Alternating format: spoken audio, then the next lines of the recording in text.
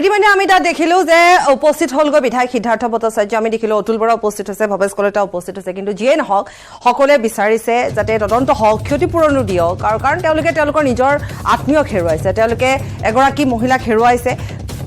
এটা ঘৰ আমি দেখুৱাইছো, এইখন হৈছে এখন বৃহৎ দেৱাল যি সম্পূৰ্ণৰূপে ভাঙি গৈছে, লক্ষাধিক টকা ইয়াত খৰচ হৈছে। কিন্তু এই গোটেই কথাবোৰৰ ক্ষতিপূৰণ দিয়াটো সকলোৱে বিচাৰিছে, কিন্তু যি হেৰাই গ'ল তেওঁকতো ঘূৰাই আনিব নোৱাৰি। গতিকে এনেকুৱা ধৰণৰ যেতিয়া এটা ডাঙৰ প্ৰজেক্ট আহিব, গতিকে কাম কৰাৰ ক্ষেত্ৰত সাৱধান হ'ব লাগে সকলোবোৰ, শ্ৰমিকে হওক বা এটা প্ৰজেক্ট কৰা যি কনষ্ট্ৰাকশ্যন কোম্পানী জড়িত হৈ থাকে, যি কণ্ট্ৰেক্টৰ থাকে, সকলোৱে আচলতে সাৱধান হৈ থকাটো উচিত, কাৰণ ইয়াত বহু সংখ্যক লোক আছে। গতিকে এনেকুৱা ধৰণৰ ঘটনা যাতে অনাগত দিনত সংঘটিত নহওক। ভাস্কৰ আছে, ভাস্কৰ।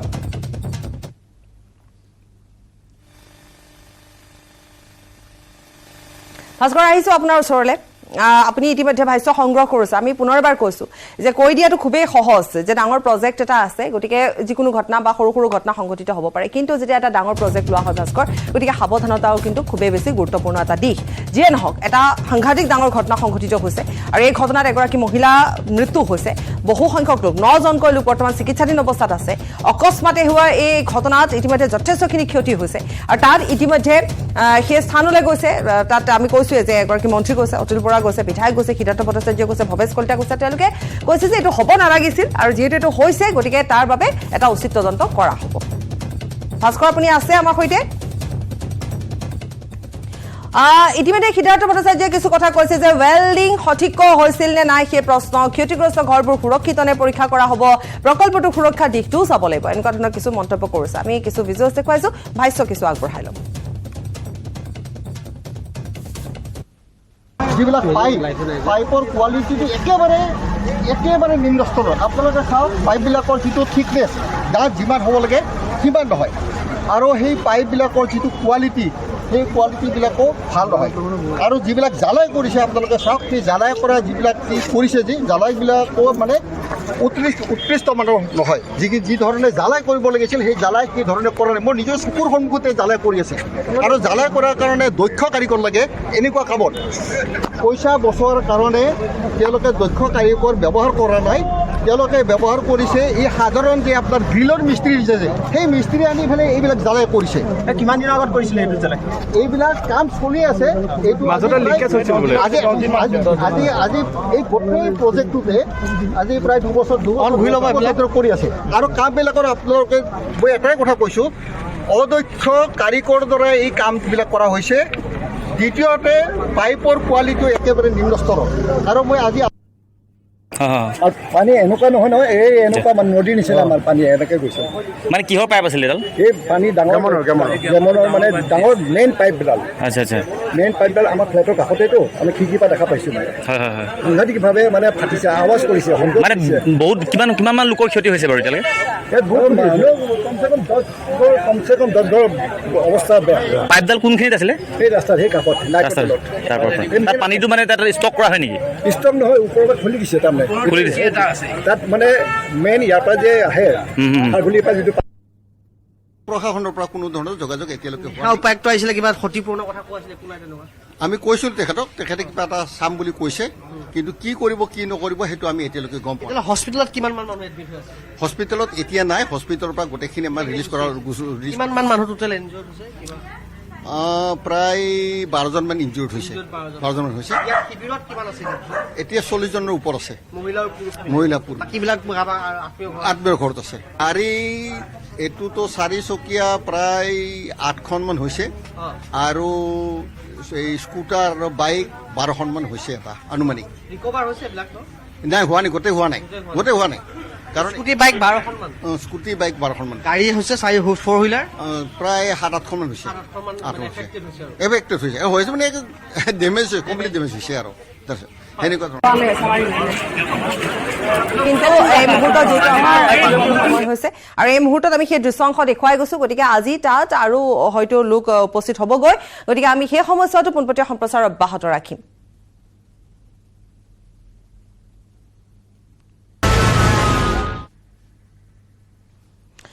ঘটনাস্থলীৰ পৰা পোনপটীয়া সম্প্ৰচাৰ যেহেতু আমি অব্যাহত ৰাখিছো গতিকে আমি সেইসমূহ দৃশ্য দেখুৱাই গৈছো কিমান বেছি ক্ষতিগ্ৰস্ত হৈছে এতিয়ালৈকে তাত কোন কোন গৈছে ঘটনাৰ বুজ কোনে লৈছে কোনে কি ভাষ্য দিছে কিমান তদন্ত কিমান ক্ষিপ্ৰগতিত হ'ব এই গোটেই কথাবোৰ সামৰি আমি পুনৰ এবাৰ ভাস্কৰৰ ওচৰলৈ যাম ভাস্কৰ এই মুহূৰ্তত এজনৰ পাছত আনজন যি জনপ্ৰতিনিধি তেওঁলোক ইয়াত আহি উপস্থিত হৈছেহি আৰু উপস্থিত হৈ যি ইয়াত ক্ষতিগ্ৰস্ত লোক সেইসকলৰ লোকত কাষ চাপিছে আৰু প্ৰত্যেকটো পৰিয়ালক কাষ চাপি তেওঁলোকৰ যি ক্ষতিগ্ৰস্ত বা ক্ষতি হোৱাৰ যি সামগ্ৰিক পৰিমাণ সেই পৰিমাণ তেওঁলোকৰ পৰা লিখিত আকাৰে ল'বলৈ চেষ্টা কৰিছে আৰু আমি দেখাই আছিলোঁ কিছুমান পূৰ্বে আমি দেখিছিলোঁ যিটো অভিযোগ উঠাইছিলে যে স্থানীয় বিধায়কগৰাকী যোৱাকালি 3 বজাৰ হোৱাৰ ঘটনাৰ পাছতো 15 মিনিটৰ দূৰত্বত তেওঁ ঘৰ থাকিও আজি তাইখন উপস্থিত হোৱা নাছিল আমি ধাৰাবাহিক বাতৰি সম্প্ৰচাৰ পোনপটীয়া সম্প্ৰচাৰৰ পাছতে অৱশেষত 10:30 বজাত বিধায়ক সিদ্ধাৰ্থ ভট্টাচাৰ্য ডাঙৰীয়া ইয়াত উপস্থিত হৈছিল সমান্তৰালভাৱে মন্ত্ৰী অতুল বৰা ডাঙৰীয়া ইয়াত আহি উপস্থিত হৈছেহি ৰাজ্যিক বিজেপিৰ সভাপতি আচলতে তেওঁ ইয়াত উপস্থিত হৈছে এই মুহূৰ্তত আছুৰ প্ৰতিনিধি এটা উপস্থিত হৈছে সমান্তৰালকৈ কংগ্ৰেছৰ প্ৰতিনিধি দলো ইয়াত উপস্থিত আমি জানিব পাইছোঁ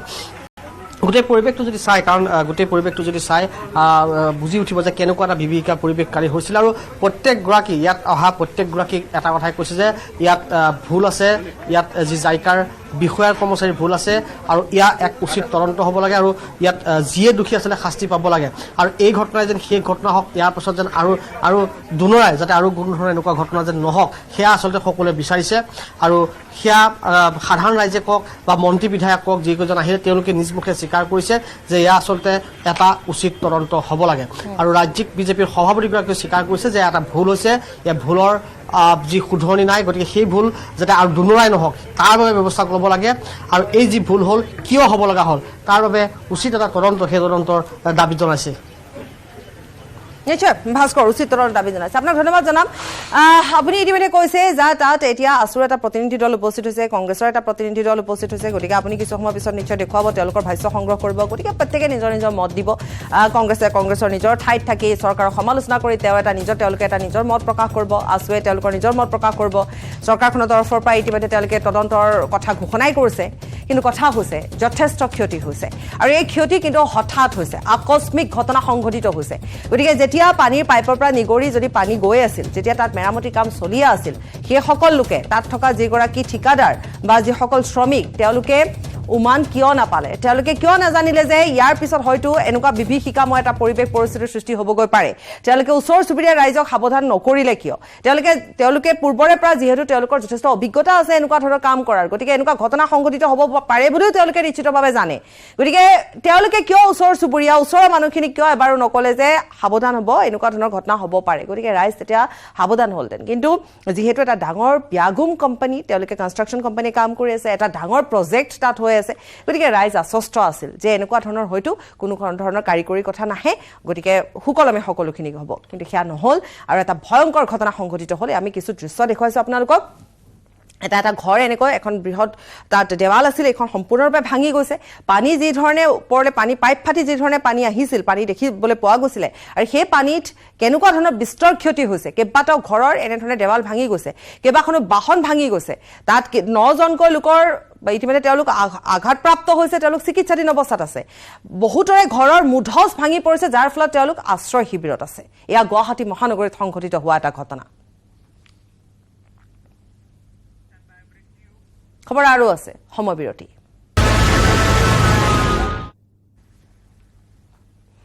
উভতি আহিছো বাতৰিৰ শেষ অংশলে আৰু শেষ অংশটো আমি দেখুৱাম সেইসমূহ দৃশ্য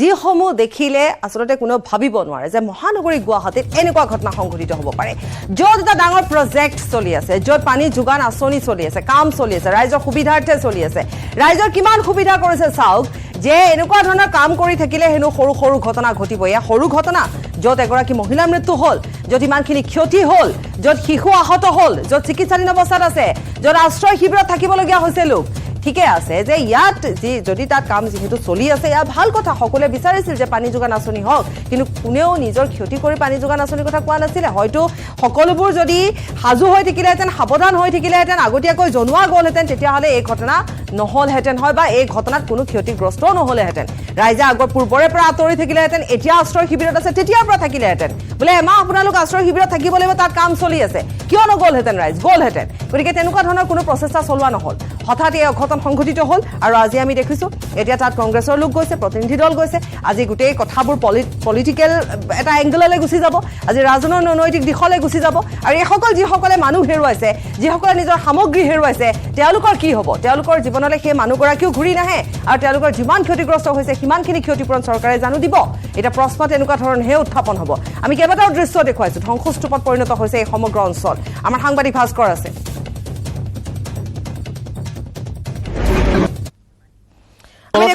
আমি পোনপটীয়া সমাচাৰ কেনেকৈ গম পাব যদি ওপৰত নাহে আহিব লাগে চাব লাগিছিলে কাৰণ গোটেই আপোনাৰ ঘৰ চব গোটেইটো দেখাই পাইছে গোটেই শেষ হৈ গৈছে কিন্তু এবাৰ ঘৰত আহিলে চালে ভাল লাগিল আৰু জাইকা ফাৰ্ম বা কিবা বিষয়া ইঞ্জিনিয়াৰ নাই একো অহা নাই ইয়াত একো অহা নাই ঘৰত কোনো অহা নাই আপোনাৰ বিধায়কৰো খবৰে নাথাকে আহিছে বুলিছে তাত আহি বুলিছে ইয়াত অহা নাই ইয়াত কোনো অহা নাই হয় আচলতে এতিয়া যিবিলাক কাম কৰিছে আপোনালোকে নিজে হাজিৰা নিজে হাজিৰা পকেটত পইচা খৰচা হাজিৰা লাগে কৰাইছে আচলতে এই যে কাম কৰি দেখিবলৈ পাইছে থাকিবতো লাগিব না থাকিব লাগিব কিবা আপোনাৰ জাগাই নাই দেখোন চাফ চিকুণ কৰি থাকিবতো টিংবিলাক চাইড কৰাই আছো তিৰপাল টানি কিনে থাকিম আৰু ৰাতি কি দেখিলে দেখি না বতাজি বাঁচিছে একোৱে নাই পানী কাটি গৰ্বাত বস্তু ভাঙি ঘৰ দুৱাৰ নাই একোৱে নাই এম্বেটাৰ পৰ্যন্ত গৈছে ফ্ৰিজ চৌকেছ গড্ৰেজ ৱাশ্বিং মেচিন একোৱে নাই খাবলৈ বস্তু একোৱে নাই এই চফা কেইখন আছে তাকো ভিজি গৈছে জালনা চালনা ফেলাই দিব লাগিব সেইগিলা লেতেৰা হৈ গৈছে ভিজি আৰু এলাহ লাগে না দেখা যায় মানুহ এটা ভগৱানে যে ৰাখছি সেয়ে বহুত ভাবিছো আৰু মুঠতে 20টা পৰিয়াল খুব বেয়াকে এফেক্টেড সাংঘাতিক অসুবিধা যোৱাকালি মন্ত্ৰী অহাৰ পিছতো সাংঘাতিক কিবা হ'ব বুলি আশা কৰিব নোৱাৰি আৰু মূলত নিম্নমানৰ কামৰ কাৰণে এইটো হোৱা বুলি স্থানীয় ৰাইজে ভাবে স্থানীয় বিধায়ক এগৰাকী আছে নিশ্চয় সেইবিলাক নাই সেইবিলাক নাই এতিয়া কোন আছিলে আপোনালোকৰ বিধায়ক এইটো সিদ্ধাৰ্থ ভট্টাচাৰ্যী নাই এতিয়ালৈ মানে সেইটোতো সকলোৱে গম পায় এই যে মেয়ৰ আহি গ'ল আপোনাৰ মন্ত্ৰী আহি গ'ল কিন্তু এই ৰাতিপুৱাৰ পৰিৱেশটো দেখিলে আৰু মন্ত্ৰীৰ আশ্বাস কোনো মন্ত্ৰী ডেপুটি কমিছনাৰ আশ্বাস মন্ত্ৰী জেগা নাহিলে তাৰ ওচৰে পাজৰে অকণমান কিবা এটা 10টাৰ পিছত ঘটনা ঘটিছে 3টাত 10টালৈকে 7 ঘণ্টা সময় ইয়াৰ মানুহবিলাক কি পৰ্যায়ত থাকিলে আৰু ঠিক এইখিনিতে সেই সুমিত্ৰা ৰাভা পৰি ঢুকাইছে এইখিনি 245 প্ৰথম মানে আপোনাৰ মই প্ৰথম শুই আছিলো শুই থাকি মেলি এনেকুৱা এটা চাউণ্ড হৈছে মানে মই আজিলৈকে শুনা নাই চাউণ্ডটো শুনাৰ লগে লগে মোৰ ভেণ্টিলেটৰেদি পানী সোমাইছে তাৰপিছত কিবা ধোঁৱা ওলোৱা যেন হৈছে ধোঁৱা ওলোৱা নিচিনা ধোঁৱা ওলোৱাৰ পিছত আপোনাৰ মানে এনেকুৱা এটা চাউণ্ড ওলাইছে মানে যিটো মানে চাউণ্ড আজিলৈকে শুনা নাই মই তাৰপিছত শুনাৰ পিছততো মই কিবাকে ঘৰৰ বাহিৰত ওলাই আহিছো কিবাকে ঘৰৰ বাহিৰত ওলাই দেখো যে একেবাৰে পানী মানে আপোনাৰ বুকু সমান মই কিবাকেহে ভগৱানৰ কিবা বাচি আহিছো মানে এবাৰে বল্ডাৰ চল্ডাৰ আহি মেলি পৰিছে গেটখন আহি মানে হেৰি পৰিছে মানে বহুত বেয়া অৱস্থা মানে কোনো এজন জনপ্ৰতিনিধিও আমাৰ মাজলৈ অহা নাই শুনিছিলো অশোক সিংহ ডাঙৰীয়া তেখেতে ৰাস্তাৰ পৰাই গুচি গৈছে আমাৰ ইয়ালৈ অহা নাই আমি তেখেতক দেখা নাই কিন্তু আমাৰ ইয়াতে আহিব লাগিছিলে এবাৰ ওপৰৰ পৰা এই ৰাস্তাই গুচি গ'ল ইয়াতে আহিব লাগিছিলে আমাৰ অৱস্থাখিনি বুজ ল'ব লাগিছিলে স্থানীয় বিধায়ক সিদ্ধাৰ্থ ভট্টাচাৰ্য নাই কালি আপুনি আছিলে ঘৰত মই নাছিলো মোৰ বাবুটো আৰু মানুহজন আছিলে স্কুলৰ পৰা আহি শুই আছিলে তাৰপিছত সিহঁতে ধুমুহা বুলি ভাবিছিলে হঠাতে মানে এনেকুৱাটো এটা মানে ভাবিব নোৱাৰা দৃশ্য আৰু তো সিহঁতে দেখিছে যেতিয়া বস্তুবিলাক ভাঙিব ধৰিছে মোৰ ল'ৰাই হেনো এওঁক কৈছে তুমি সেইফালে ওলাও মানে কিটচেনৰ ফালে ওলাব আহিছে তো তেনেকেই আৰু সিহঁত দুটাৰ জীৱনটো ৰক্ষা পৰিলে ল'ৰাক পানী উটুৱাই লৈ গৈছিলে এওঁ টানি ধৰিছে আৰু ওচৰৰ দুগৰাকী মৰিলেই অলৰেডি মানে কি ক'ম আৰু নিমিষতে সকলো শেষ ভাবিব নোৱাৰা দৃশ্য মানে আপোনালোকৰ ৰখোৱা কৰা থকা কৰা কোন ব্যৱস্থা কিবা মই সেয়া চিনাকি মানুহ এঘৰৰ ঘৰত গৈছিলোঁ ৰাতিটোতো তাত থাকিব লাগিব মাইকী মানুহ যেনেদিন থাকিব নোৱাৰোঁ আমি ডিচি আহিছিলে কিবা কৈছে নেকি যে আপোনালোকে ডিচি আহিছিলে